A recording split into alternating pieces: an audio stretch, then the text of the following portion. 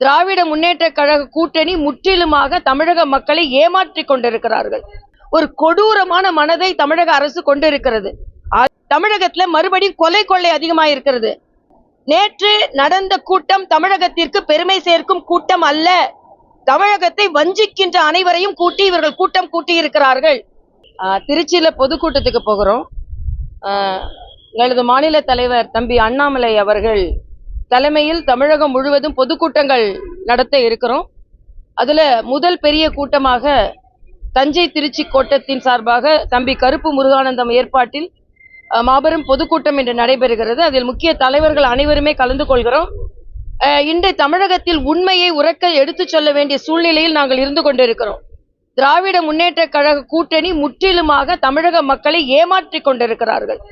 தமிழக மக்களுக்கு நல்லது நடக்க வேண்டும் என்றால் எங்கள் குரல் உரக்க சொல்ல வேண்டும் என்ற சூழ்நிலை இங்கே இருக்கிறது. தமிழக குழந்தைகளை முன்னேற்ற விடாமல் ஏமாற்றி கொண்டிருக்கிறார்கள்.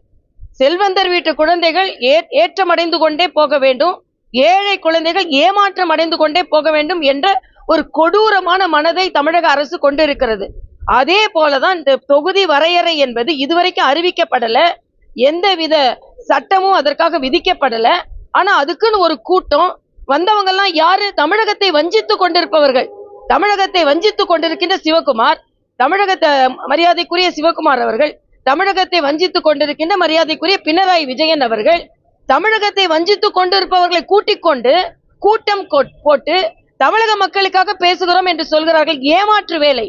ஆக இதை நாங்கள் மக்களிடம் எடுத்துச் சொல்வதற்காக நாங்கள் கூட்டங்கள் நடத்துகிறோம்.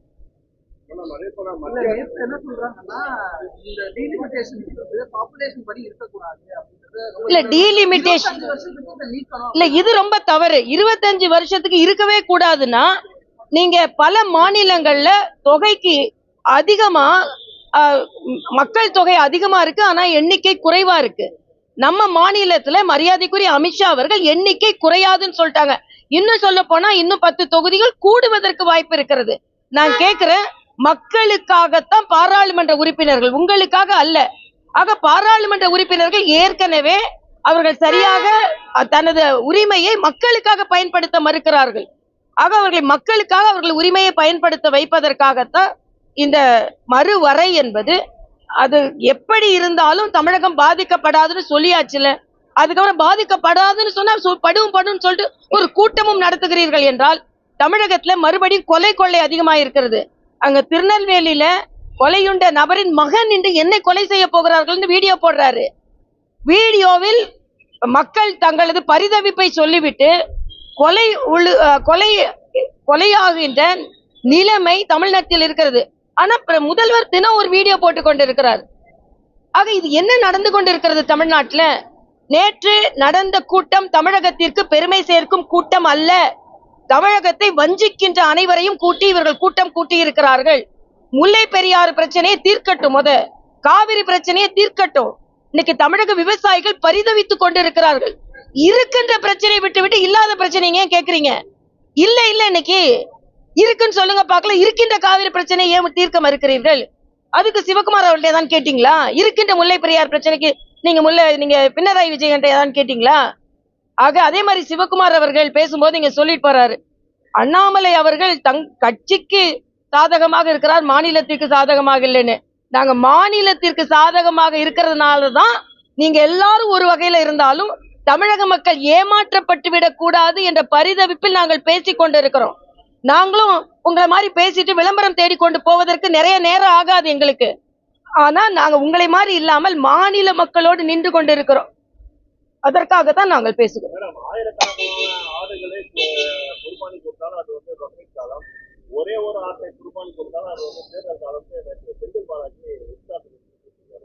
இது ரொம்ப வன்மையாக கண்டிக்கத்தக்கது. இவங்க பாட்டிலுக்கு கமிஷன் வாங்குறவங்க எல்லாம் இப்படி பேசினா அதுக்கப்புறம் நேர்மையா அரசியல் செய்யறவங்க எப்படி பேச முடியும்?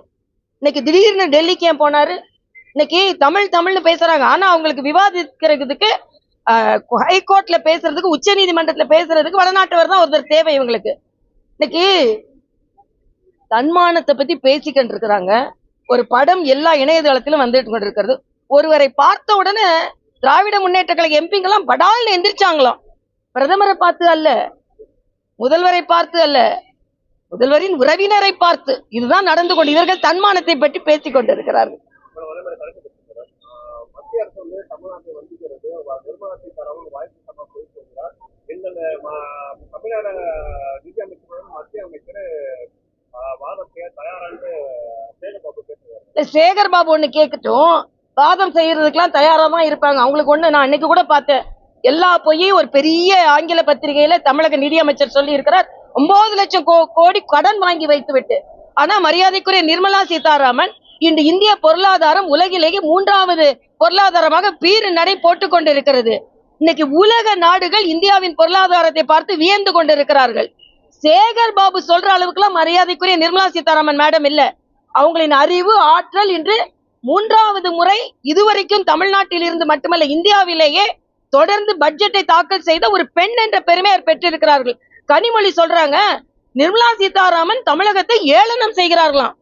நீங்க தான் ஏளனம் செய்கிறீங்க. நான் கேட்கிறேன், இதே கனிமொழி அக்காட்ட கேட்கிறேன், மதுவிலக்கு கொண்டு வருவோம்னு சொன்னீங்கல்ல, தமிழ்நாட்டுல அதிக விதவைகள் இருக்கிறாங்கன்னு சொன்னீங்கல்ல, அப்ப நீங்க ஏமாற்றுவாங்க, அதை கோயிட்டு கொண்டிருந்த மக்கள் ஏளனமாக நீங்க மக்களை நினைக்கிறீர்களா? நாம சொல்றதெல்லாம் சொல்லுவோம், அவங்க கேட்டுக்குவாங்க, ஓட்டு போடுவாங்க, செய்யலாம் வேண்டியதில்லை அப்படின்னு யாரு ஏளனமாக மக்களை நினைக்கிறார்கள்? நீங்க தான் மக்களை ஏளனமா நினைக்கிறீங்க. ஆனா மரியாதைக்குரிய நிர்மலா சீதாராமன் அவர்கள் தமிழகத்திற்கு பெருமை சேர்த்து கொண்டிருக்கிறார்கள். தமிழ்நாட்டுல பிறந்த ஒரு பெண்மணி அங்க நம்ம பாராளுமன்றத்துல நமது நிதிநிலை அறிக்கையை அவர்கள் சமர்ப்பிக்கிறார்கள். பிரதமர் எழுந்து வந்து கையை கொடுக்கிறார். எவ்வளவு மரியாதை கொடுக்கிறார்கள் பெண்ணினத்திற்கு என்பதை நீங்கள் புரிந்து கொள்ள வேண்டும். நீங்க தான் கனிமொழி அவர்கள் தான் ஏளனம் செய்து கொண்டிருக்கிறார்கள். தமிழக மக்களை ஏளனம் செய்து கொண்டிருக்கிறீர்கள். நாங்க எங்க வீட்டு முன்னால நேற்று கருப்பு கொடி காட்டிட்டு நின்னோம். நாங்க மக்களுக்காக நின்னோம். இதே மாதிரி அண்ணன் ஸ்டாலின் கருப்பு கொடி காட்டிட்டு நின்னாரு. எதுக்கு?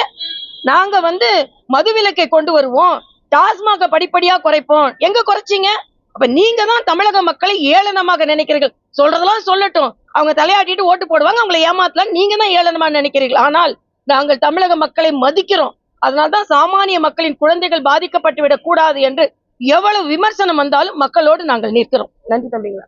முடக்குவாதம், மூலம் உள்ளிட்ட நோய்களுக்கு சிறப்பு சிகிச்சை பெற ஸ்ரீவித்யா சித்தா மற்றும் வர்மா மருத்துவமனை, அரியலூர்.